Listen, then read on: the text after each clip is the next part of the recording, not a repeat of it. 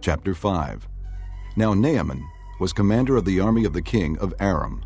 He was a great man in the sight of his master, and highly regarded, because through him the Lord had given victory to Aram. He was a valiant soldier, but he had leprosy. Now bands from Aram had gone out and had taken captive a young girl from Israel, and she served Naaman's wife. She said to her mistress, "If only my master would see the prophet who is in Samaria, he would cure him of his leprosy." Naaman went to his master and told him what the girl from Israel had said. "By all means, go," The king of Aram replied. "I will send a letter to the king of Israel." So Naaman left, taking with him 10 talents of silver, 6,000 shekels of gold, and 10 sets of clothing. The letter that he took to the king of Israel read, "With this letter I am sending my servant Naaman to you, so that you may cure him of his leprosy." As soon as the king of Israel read the letter, he tore his robes and said, Am I God? Can I kill and bring back to life? Why does this fellow send someone to me to be cured of his leprosy? See how he was trying to pick a quarrel with me? When Elijah the man of God heard that the king of Israel had torn his robes, he sent him this message. "Why have you torn your robes? Have the man come to me, and he will know that there is a prophet in Israel." So Naaman went with his horses and chariots and stopped at the door of Elisha's house. Elisha sent a messenger to say to him, "Go, wash yourself 7 times in the Jordan, and your flesh will be restored, and you will be cleansed." But Naaman went away angry and said, I thought that he would surely come out to me and stand and call on the name of the Lord his God, wave his hand over the spot, and cure me of my leprosy. Are not Abana and Pharpar, the rivers of Damascus, better than any of the waters of Israel? Couldn't I wash in them and be cleansed? So he turned and went off in a rage. Naaman's servants went to him and said, "My father, if the prophet had told you to do some great thing, would you not have done it? How much more then when he tells you, 'Wash and be cleansed'?" So he went down and dipped himself in the Jordan 7 times, as the man of God had told him, and his flesh was restored and became clean like that of a young boy. Then Naaman and all his attendants went back to the man of God. He stood before him and said, Now I know that there is no God in all the world except in Israel. Please, accept now a gift from your servant." The prophet answered, "As surely as the Lord lives, whom I serve, I will not accept a thing." And even though Naaman urged him, he refused. "If you will not," Said Naaman, "please let me, your servant, be given as much earth as a pair of mules can carry. For your servant will never again make burnt offerings and sacrifices to any other god but the Lord. But may the Lord forgive your servant for this one thing. When my master enters the temple of Rimmon to bow down, and he is leaning on my arm, and I bow there also, when I bow down in the temple of Rimmon, may the Lord forgive your servant for this." "Go in peace." Elijah said. After Naaman had traveled some distance, Gehazi, the servant of Elisha, the man of God, said to himself, My master was too easy on Naaman, this Aramean, by not accepting from him what he brought. As surely as the Lord lives, I will run after him and get something from him. So Gehazi hurried after Naaman. When Naaman saw him running toward him, he got down from the chariot to meet him. "Is everything all right?" He asked. Everything is all right. Gehazi answered, My master sent me to say, 2 young men from the company of the prophets have just come to me from the hill country of Ephraim. Please give them a talent of silver and 2 sets of clothing. "By all means, take 2 talents. said Naaman. He urged Gehazi to accept them, and then tied up the 2 talents of silver in 2 bags with 2 sets of clothing. He gave them to 2 of his servants, and they carried them ahead of Gehazi. When Gehazi came to the hill, he took the things from the servants and put them away in the house. He sent the men away, and they left. Then he went in and stood before his master Elijah. "Where have you been, Gehazi?" Elijah asked. Your servant didn't go anywhere. Gehazi answered. But Elijah said to him, "Was not my spirit with you when the man got down from his chariot to meet you? Is this the time to take money, or to accept clothes, olive groves, vineyards, flocks, herds, or men servants and maid servants? Naaman's leprosy will cling to you and to your descendants forever." Then Gehazi went from Elijah's presence, and he was leprous, as white as snow. Chapter 6. The company of the prophets said to Elisha, Look, the place where we meet with you is too small for us. Let us go to the Jordan, where each of us can get a pole, and let us build a place there for us to live. And he said, Go. Then one of them said, Won't you please come with your servants? I will. Elisha replied, and he went with them. They went to the Jordan and began to cut down trees. As one of them was cutting down a tree, the iron axe head fell into the water. Oh, my Lord! He cried out. It was borrowed. The man of God asked. Where did it fall? When he showed him the place, Elijah cut a stick and threw it there, and made the iron float. Lift it out, he said. Then the man reached out his hand and took it. Now the king of Aram was at war with Israel. After conferring with his officers, he said, I will set up my camp in such and such a place. The man of God sent word to the king of Israel. Beware of passing that place, because the Arameans are going down there. So the king of Israel checked on the place indicated by the man of God. Time and again, Elisha warned the king, so that he was on his guard in such places. This enraged the king of Aram. He summoned his officers and demanded of them. Will you not tell me which of us is on the side of the king of Israel? None of us, my lord the king, said one of his officers. But Elisha, the prophet who is in Israel, tells the king of Israel the very words you speak in your bedroom. Go, find out where he is, the king ordered, so I can send men and capture him. The report came back. He is in Dothan. Then he sent horses and chariots and a strong force there. They went by night and surrounded the city. When the servant of the man of God got up and went out early the next morning, an army with horses and chariots had surrounded the city. Oh, my lord, what shall we do? The servant asked. Don't be afraid, the prophet answered. Those who are with us are more than those who are with them. And Elijah prayed, O Lord, open his eyes so he may see. Then the Lord opened the servant's eyes, and he looked and saw the hills full of horses and chariots of fire all around Elisha. As the enemy came down toward him, Elisha prayed to the Lord, Strike these people with blindness. So he struck them with blindness, as Elisha had asked. Elisha told them, This is not the road, and this is not the city. Follow me, and I will lead you to the man you are looking for. And he led them to Samaria. After they entered the city, Elisha said, Lord, open the eyes of these men so they can see. Then the Lord opened their eyes, and they looked, and there they were, inside Samaria. When the king of Israel saw them, he asked Elisha, Shall I kill them, my father? Shall I kill them? Do not kill them, he answered. Would you kill men you have captured with your own sword or bow? Set food and water before them so that they may eat and drink, and then go back to their master. So he prepared a great feast for them, and after they had finished eating and drinking, he sent them away, and they returned to their master. So the bands from Aram stopped raiding Israel's territory. Sometime later, Ben-Hadad, king of Aram, mobilized his entire army and marched up and laid siege to Samaria. There was a great famine in the city. The siege lasted so long that a donkey's head sold for 80 shekels of silver, and a quarter of a cab of seed pods for 5 shekels. As the king of Israel was passing by on the wall, a woman cried to him, Help me, my lord the king. The king replied, If the Lord does not help you, where can I get help for you? From the threshing floor? From the winepress? Then he asked her, What's the matter? She answered, This woman said to me, Give up your son so we may eat him today, and tomorrow we'll eat my son. So we cooked my son and ate him. The next day I said to her, Give up your son so we may eat him. But she had hidden him. When the king heard the woman's words, he tore his robes. As he went along the wall, the people looked, and there, underneath, he had sackcloth on his body. He said, May God deal with me, be it ever so severely, if the head of Elisha, son of Shaphat, remains on his shoulders today. Now Elisha was sitting in his house, and the elders were sitting with him. The king sent a messenger ahead, but before he arrived, Elisha said to the elders, Don't you see how this murderer is sending someone to cut off my head? Look, when the messenger comes, shut the door and hold it shut against him. Is not the sound of his master's footsteps behind him? While he was still talking to them, the messenger came down to him. And the king said, This disaster is from the Lord. Why should I wait for the Lord any longer? Chapter 7.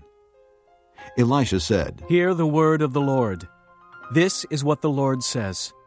About this time tomorrow, a seah of flour will sell for a shekel, and 2 seahs of barley for a shekel, at the gate of Samaria. The officer on whose arm the king was leaning said to the man of God, Look, even if the Lord should open the floodgates of the heavens, could this happen? You will see it with your own eyes, answered Elijah, but you will not eat any of it. Now there were 4 men with leprosy at the entrance of the city gate. They said to each other, Why stay here until we die? If we say, We'll go into the city, the famine is there, and we will die. And if we stay here, we will die. So let's go over to the camp of the Arameans and surrender. If they spare us, we live. If they kill us, then we die. At dusk they got up and went to the camp of the Arameans.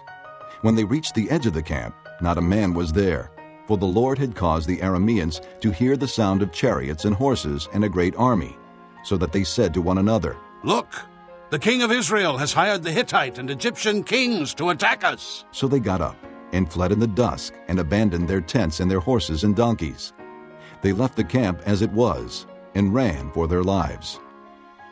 The men who had leprosy reached the edge of the camp and entered one of the tents. They ate and drank and carried away silver, gold, and clothes and went off and hid them. They returned and entered another tent and took some things from it and hid them also. Then they said to each other, We're not doing right. This is a day of good news, and we are keeping it to ourselves. If we wait until daylight, punishment will overtake us. Let's go at once and report this to the royal palace. So they went and called out to the city gatekeepers and told them, We went into the Aramean camp, and not a man was there, not a sound of anyone, only tethered horses and donkeys, and the tents left just as they were. The gatekeepers shouted the news, and it was reported within the palace. The king got up in the night and said to his officers, I will tell you what the Arameans have done to us. They know we are starving, so they have left the camp to hide in the countryside, thinking they will surely come out, and then we will take them alive and get into the city. One of his officers answered, Have some men take 5 of the horses that are left in the city. Their plight will be like that of all the Israelites left here. Yes, they will only be like all these Israelites who are doomed. So let us send them to find out what happened. So they selected 2 chariots with their horses, and the king sent them after the Aramean army. He commanded the drivers, Go and find out what has happened. They followed them as far as the Jordan, and they found the whole road strewn with the clothing and equipment the Arameans had thrown away in their headlong flight. So the messengers returned and reported to the king. Then the people went out and plundered the camp of the Arameans. So a seah of flour sold for a shekel, and 2 seahs of barley sold for a shekel, as the Lord had said. Now the king had put the officer on whose arm he leaned in charge of the gate, and the people trampled him in the gateway, and he died, just as the man of God had foretold when the king came down to his house. It happened as the man of God had said to the king, About this time tomorrow, a seah of flour will sell for a shekel, and 2 seahs of barley for a shekel, at the gate of Samaria. The officer had said to the man of God, Look, even if the Lord should open the floodgates of the heavens, could this happen? The man of God had replied, You will see it with your own eyes, but you will not eat any of it. And that is exactly what happened to him, for the people trampled him in the gateway, and he died. In the 5th year of Joram, son of Ahab, king of Israel, when Jehoshaphat was king of Judah, Jehoram, son of Jehoshaphat, began his reign as king of Judah. He was 32 years old when he became king, and he reigned in Jerusalem 8 years. He walked in the ways of the kings of Israel, as the house of Ahab had done, for he married a daughter of Ahab. He did evil in the eyes of the Lord. Nevertheless, for the sake of his servant David, the Lord was not willing to destroy Judah. He had promised to maintain a lamp for David and his descendants forever. In the time of Jehoram, Edom rebelled against Judah and set up its own king. So Jehoram went to Zair with all his chariots. The Edomites surrounded him and his chariot commanders, but he rose up and broke through by night. His army, however, fled back home. To this day, Edom has been in rebellion against Judah. Libnah revolted at the same time. As for the other events of Jehoram's reign and all he did, are they not written in the book of the annals of the kings of Judah? Jehoram rested with his fathers and was buried with them in the city of David. And Ahaziah his son succeeded him as king. In the 12th year of Joram, son of Ahab, king of Israel, Ahaziah, son of Jehoram, king of Judah, began to reign. Ahaziah was 22 years old when he became king, and he reigned in Jerusalem 1 year. His mother's name was Athaliah, a granddaughter of Omri, king of Israel.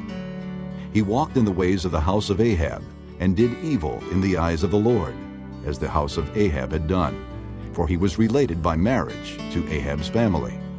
Ahaziah went with Joram son of Ahab to war against Hazael, king of Aram, at Ramoth-Gilead.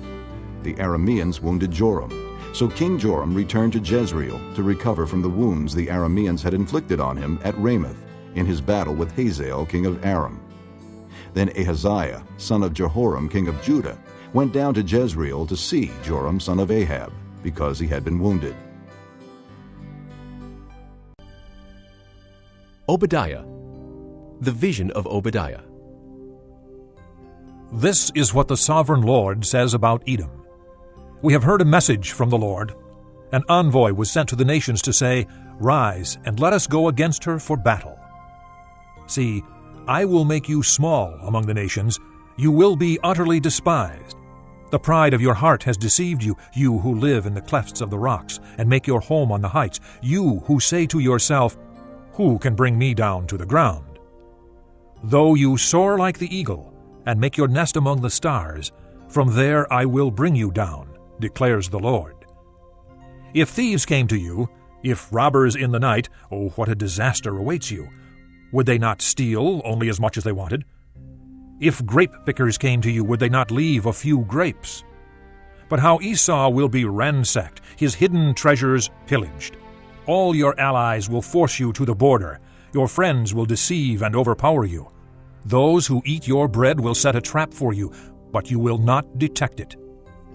In that day, declares the Lord, will I not destroy the wise men of Edom, men of understanding in the mountains of Esau? Your warriors, O Teman, will be terrified, and everyone in Esau's mountains will be cut down in the slaughter. Because of the violence against your brother Jacob, you will be covered with shame. You will be destroyed forever. On the day you stood aloof, while strangers carried off his wealth and foreigners entered his gates and cast lots for Jerusalem, you were like one of them. You should not look down on your brother in the day of his misfortune, nor rejoice over the people of Judah in the day of their destruction, nor boast so much in the day of their trouble. You should not march through the gates of my people in the day of their disaster, nor look down on them in their calamity in the day of their disaster, nor seize their wealth in the day of their disaster. You should not wait at the crossroads to cut down their fugitives, nor hand over their survivors in the day of their trouble. The day of the Lord is near for all nations. As you have done, it will be done to you. Your deeds will return upon your own head. Just as you drank on my holy hill, so all the nations will drink continually. They will drink, and be as if they had never been. But on Mount Zion will be deliverance. It will be holy, and the house of Jacob will possess its inheritance. The house of Jacob will be a fire, and the house of Joseph a flame. The house of Esau will be stubble, and they will set it on fire and consume it. There will be no survivors from the house of Esau. The Lord has spoken. People from the Negev will occupy the mountains of Esau, and people from the foothills will possess the land of the Philistines. They will occupy the fields of Ephraim and Samaria, and Benjamin will possess Gilead. This company of Israelite exiles who are in Canaan will possess the land as far as Zarephath. The exiles from Jerusalem who are in Sepharad will possess the towns of the Negev. Deliverers will go up on Mount Zion to govern the mountains of Esau, and the kingdom will be the Lord's. In the 5th year of Joram son of Ahab king of Israel, when Jehoshaphat was king of Judah, Jehoram son of Jehoshaphat began his reign as king of Judah. He was 32 years old when he became king, and he reigned in Jerusalem 8 years. He walked in the ways of the kings of Israel, as the house of Ahab had done. for he married a daughter of Ahab. He did evil in the eyes of the Lord. Nevertheless, for the sake of his servant David, the Lord was not willing to destroy Judah. He had promised to maintain a lamp for David and his descendants forever. In the time of Jehoram, Edom rebelled against Judah and set up its own king. So Jehoram went to Zair with all his chariots. The Edomites surrounded him and his chariot commanders, but he rose up and broke through by night. His army, however, fled back home. To this day, Edom has been in rebellion against Judah. Libnah revolted at the same time. As for the other events of Jehoram's reign and all he did, are they not written in the book of the annals of the kings of Judah? Jehoram rested with his fathers and was buried with them in the city of David. And Ahaziah, his son, succeeded him as king. In the 12th year of Joram, son of Ahab, king of Israel, Ahaziah, son of Jehoram, king of Judah, began to reign. Ahaziah was 22 years old when he became king, and he reigned in Jerusalem 1 year. His mother's name was Athaliah, a granddaughter of Omri, king of Israel. He walked in the ways of the house of Ahab, and did evil in the eyes of the Lord, as the house of Ahab had done, for he was related by marriage to Ahab's family. Ahaziah went with Joram son of Ahab to war against Hazael, king of Aram, at Ramoth-Gilead. The Arameans wounded Joram, so King Joram returned to Jezreel to recover from the wounds the Arameans had inflicted on him at Ramoth in his battle with Hazael, king of Aram. Then Ahaziah, son of Jehoram, king of Judah, went down to Jezreel to see Joram son of Ahab, because he had been wounded. Chapter 9. The prophet Elijah summoned a man from the company of the prophets and said to him, Tuck your cloak into your belt. Take this flask of oil with you and go to Ramoth-Gilead. When you get there, look for Jehu, son of Jehoshaphat, the son of Nimshi. Go to him, get him away from his companions, and take him into an inner room. Then take the flask and pour the oil on his head and declare, This is what the Lord says, I anoint you king over Israel. Then open the door and run. Don't delay. So the young man, the prophet, went to Ramoth-Gilead. When he arrived, he found the army officers sitting together. I have a message for you, Commander, he said. For which of us? Asked Jehu. For you, Commander, he replied. Jehu got up and went into the house. Then the prophet poured the oil on Jehu's head and declared, This is what the Lord, the God of Israel, says. I anoint you king over the Lord's people Israel. You are to destroy the house of Ahab your master, and I will avenge the blood of my servants the prophets, and the blood of all the Lord's servants shed by Jezebel. The whole house of Ahab will perish. I will cut off from Ahab every last male in Israel, slave or free. I will make the house of Ahab like the house of Jeroboam, son of Nebat, and like the house of Baasha, son of Ahijah. As for Jezebel, dogs will devour her on the plot of ground at Jezreel, and no one will bury her. Then he opened the door and ran. When Jehu went out to his fellow officers, one of them asked him, Is everything all right? Why did this madman come to you? You know the man and the sort of things he says. Jehu replied. That's not true, they said. Tell us. Jehu said, Here is what he told me. This is what the Lord says. I anoint you king over Israel. They hurried and took their cloaks and spread them under him on the bare steps. Then they blew the trumpet and shouted, Jehu is king! So Jehu, son of Jehoshaphat, the son of Nimshi, conspired against Joram. Now Joram and all Israel had been defending Ramoth-Gilead against Hazael, king of Aram. But King Joram had returned to Jezreel to recover from the wounds the Arameans had inflicted on him in the battle with Hazael, king of Aram. Jehu said, If this is the way you feel, don't let anyone slip out of the city to go and tell the news in Jezreel. Then he got into his chariot and rode to Jezreel, because Joram was resting there, and Ahaziah, king of Judah, had gone down to see him. When the lookout standing on the tower in Jezreel saw Jehu's troops approaching, he called out, I see some troops coming. Get a horseman, Joram ordered. Send him to meet them and ask, Do you come in peace? The horseman rode off to meet Jehu and said, This is what the king says. Do you come in peace? What do you have to do with peace? Jehu replied, Fall in behind me. The lookout reported, "The messenger has reached them, but he isn't coming back." So the king sent out a second horseman. When he came to them, he said, "This is what the king says. Do you come in peace?" Jehu replied, "What do you have to do with peace? Fall in behind me." The lookout reported, "He has reached them, but he isn't coming back either. The driving is like that of Jehu, son of Nimshi. He drives like a madman." "Hitch up my chariot," Joram ordered. And when it was hitched up, Joram, king of Israel, and Ahaziah, king of Judah, rode out, each in his own chariot, to meet Jehu.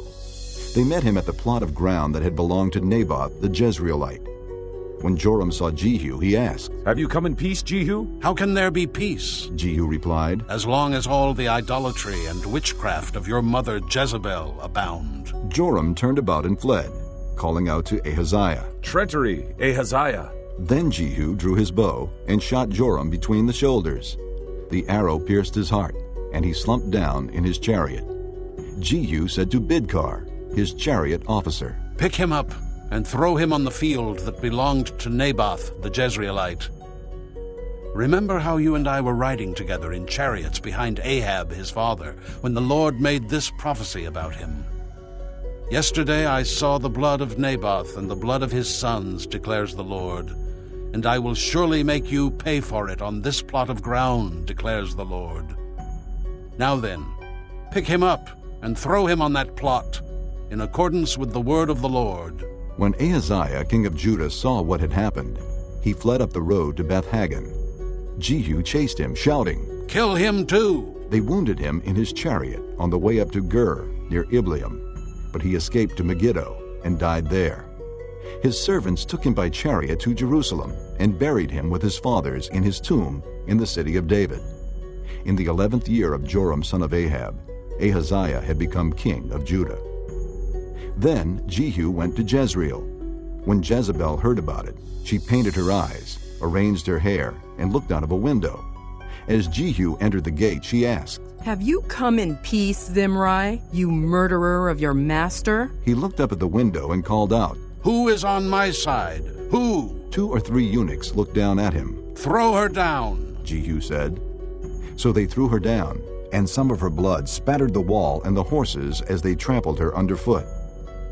Jehu went in and ate and drank. "Take care of that cursed woman," he said, "and bury her, for she was a king's daughter." But when they went out to bury her, they found nothing except her skull, her feet, and her hands. They went back and told Jehu, who said, "This is the word of the Lord that he spoke through his servant Elijah the Tishbite. On the plot of ground at Jezreel, dogs will devour Jezebel's flesh. Jezebel's body will be like refuse on the ground in the plot at Jezreel, so that no one will be able to say, 'This is Jezebel.'" Chapter 10. Now there were in Samaria 70 sons of the house of Ahab. So Jehu wrote letters and sent them to Samaria, to the officials of Jezreel, to the elders, and to the guardians of Ahab's children. He said, "As soon as this letter reaches you, since your master's sons are with you and you have chariots and horses, a fortified city and weapons, choose the best and most worthy of your master's sons and set him on his father's throne. Then fight for your master's house." But they were terrified and said, "If 2 kings could not resist him, how can we?" So the palace administrator, the city governor, the elders, and the guardians sent this message to Jehu. "We are your servants, and we will do anything you say. We will not appoint anyone as king. You do whatever you think best." Then Jehu wrote them a second letter, saying, "If you are on my side and will obey me, take the heads of your master's sons and come to me in Jezreel by this time tomorrow." Now the royal princes, 70 of them, were with the leading men of the city, who were rearing them. When the letter arrived, these men took the princes and slaughtered all 70 of them. They put their heads in baskets and sent them to Jehu in Jezreel. When the messenger arrived, he told Jehu, "They have brought the heads of the princes." Then Jehu ordered, "Put them in 2 piles at the entrance of the city gate until morning." The next morning Jehu went out. He stood before all the people and said, "You are innocent. It was I who conspired against my master and killed him. But who killed all these? Know then that not a word the Lord has spoken against the house of Ahab will fail. The Lord has done what he promised through his servant Elijah. So Jehu killed everyone in Jezreel who remained of the house of Ahab, as well as all his chief men, his close friends, and his priests, leaving him no survivor. Jehu then set out and went towards Samaria. At Beth-Eked of the shepherds, he met some relatives of Ahaziah, king of Judah, and asked, "Who are you?" They said, "We are relatives of Ahaziah, and we have come down to greet the families of the king and of the queen mother." "Take them alive," he ordered.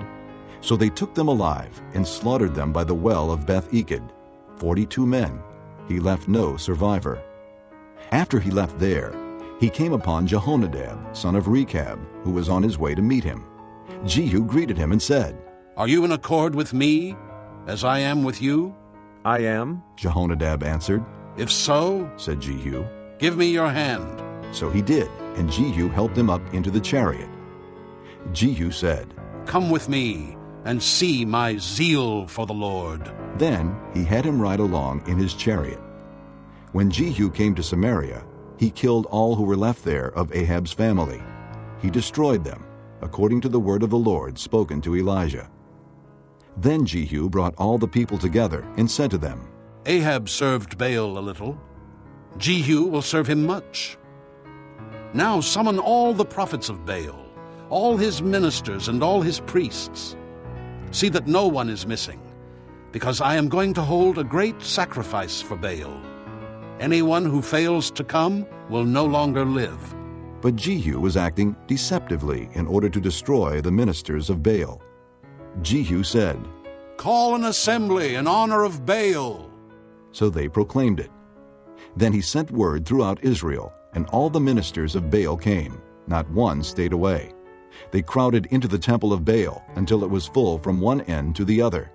And Jehu said to the keeper of the wardrobe, "Bring robes for all the ministers of Baal." So he brought out robes for them. Then Jehu and Jehonadab, son of Rechab, went into the temple of Baal.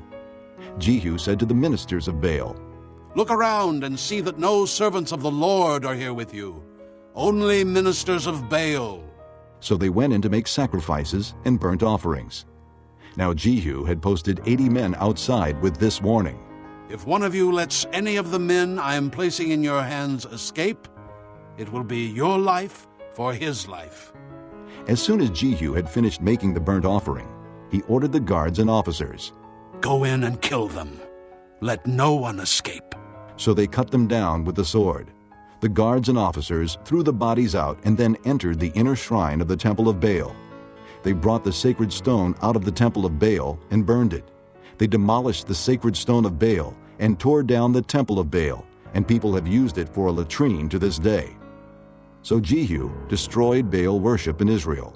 However, he did not turn away from the sins of Jeroboam son of Nebat, which he had caused Israel to commit, the worship of the golden calves at Bethel and Dan. The Lord said to Jehu, "Because you have done well in accomplishing what is right in my eyes, and have done to the house of Ahab all I had in mind to do, your descendants will sit on the throne of Israel to the 4th generation." Yet Jehu was not careful to keep the law of the Lord, the God of Israel, with all his heart. He did not turn away from the sins of Jeroboam, which he had caused Israel to commit. In those days, the Lord began to reduce the size of Israel. Hazael overpowered the Israelites throughout their territory east of the Jordan in all the land of Gilead, the region of Gad, Reuben, and Manasseh, from Aroer by the Arnon Gorge through Gilead to Bashan. As for the other events of Jehu's reign, all he did, and all his achievements, are they not written in the book of the annals of the kings of Israel? Jehu rested with his fathers and was buried in Samaria, and Jehoahaz, his son, succeeded him as king. The time that Jehu reigned over Israel in Samaria was 28 years.